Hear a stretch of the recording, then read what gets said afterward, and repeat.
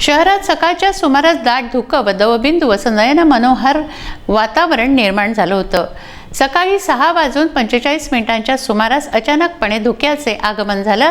संपूर्ण शहरावर धुक्याची चादर पसरली. अवघ्या 2 ते 3 फुटांवरचेही काही दिसेनासे झाले. वाहन चालकांना वाहनांचे लाईट लावून प्रवास करावा लागला. मात्र गुलाबी थंडी, दाट धुके व दवबिंदू असं मनमोहक वातावरण निसर्गप्रेमींना मेजवानीच ठरली. बुलढाणा शहरावर धुक्याची दाट चादर पसरली असून शहरात महाबळेश्वर अवतरल्याचा भास होतो आहे. शहरात पसरलेल्या दाट धुक्यामुळे निसर्ग सौंदर्यात कमालीची भर पडली आहे. अनेकांनी घराच्या छतावर, टेरेसवर जाऊन भ्रमणध्वनीच्या कॅमेऱ्यात हे दृश्य कैद करून सोशल मीडियावर व्हायरल केलं आहे. धुक्याचं वातावरण 8:30 होतं.